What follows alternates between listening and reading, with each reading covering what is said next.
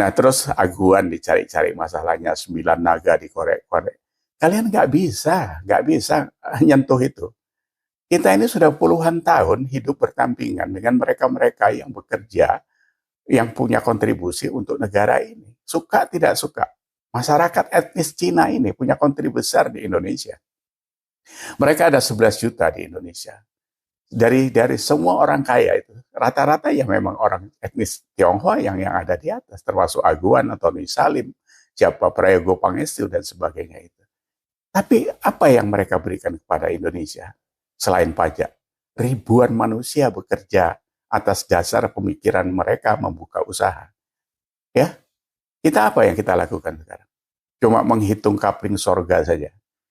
Emang udah kalian ajak aguan reklamasi di surga sana untuk membuat kapling baru? Jadi itu yang harus dipikirkan. Nggak usah sentimen-sentimen kalian bilang Cina dan sebagainya. Kontribusinya besar. Makanya saya bilang kepada sama kawan saya bahwa orang yang ada di surga itu banyak orang Cina. Karena kalau di Islam ada dibilang anfa'uhum linnas itu. Ada orang-orang untuk orang yang bermanfaat. Ya orang Cina yang bermanfaat sekarang daripada kita. Kita asik ribut soal surga neraka saja. Orang Cina yang ngasih makan kita. Gitu. Ya kan? Aguan punya berapa dia? Karyawannya. Ratusan ribu, jutaan kali. Berapa? Makan 3 kali satu hari. Kalau anak, istri, suami, tiga kali 9 porsi satu hari. Kalikan sekian ratus ribu karyawan dia. Kalian yang mana yang bisa ngasih makan seperti itu? Nah, jadi jangan ditarik-tarik ke ranah politik. Jangan seolah-olah itu membuat Indonesia mau kiamat. Banyak masalah-masalah lain yang sebenarnya lebih besar resiko salahnya itu ke depan. Termasuk akhlak kalian. Itu semua kan terjadi karena pejabat yang brengsek kan. Dari mulai DPR, pejabat, kepala dinas dan sebagainya. Ya kan? Ya sama seperti yang saya alami di perumahan Delta Sari di Waru ini kan gitu. Ya kan? Ini kan kalau nggak ada peran serta Pemda, ya, BPN dan sebagainya, mana bisa side plan bisa dirubah untuk dijual pasumnya kan gitu. Itu siapa yang ngerjakan itu? Tapi apakah kita mau bekutan ngurusin itu terus gitu?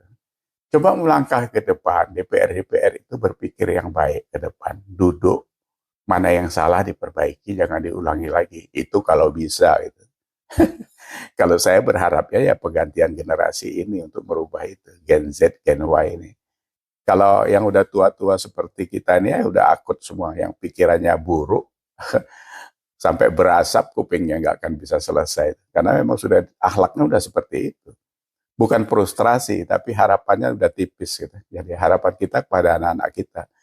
Sehingga kita jangan meninggalkan legasi buruk, contoh buruk, tauladan buruk pada anak cucu kita.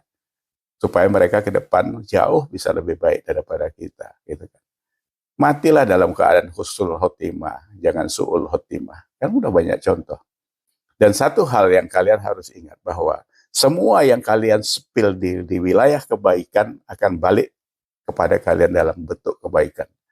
Tapi kalau keburukan akan balik kepada kalian dalam bentuk keburukan. Apakah nanti kalian alami pada saat kalian masih hidup, atau nanti kepada keturunan-keturunan kalian.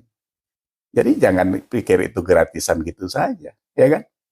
Jadi sadarlah. Jadi nggak usah berdrama, bermacam-macam itu. Nggak perlu lagi dibuat-buat seperti itu. Orang semua sudah terbuka sekarang, medsos dan sebagainya sudah begitu luar biasa masyarakat Indonesia ini. Ya semoga kita diselamatkan dari kemunafikan kita sendiri. Semoga kita bisa husnul khotimah, itu saja. Diampuni dosa-dosanya, dibaikkan pikirannya, sehingga kita masuk ke jalan yang benar kembali. Ya, begitu saja obrolan kita hari ini. Semoga kita tetap dikasih kesehatan lahir batin. Buat kita yang masih menganggap diri kita waras, ya kita jangan keluar dari situ. Dukung semua kebaikan, siapapun dia, termasuk sekarang program Pak Prabowo, Gibran, dan selanjutnya.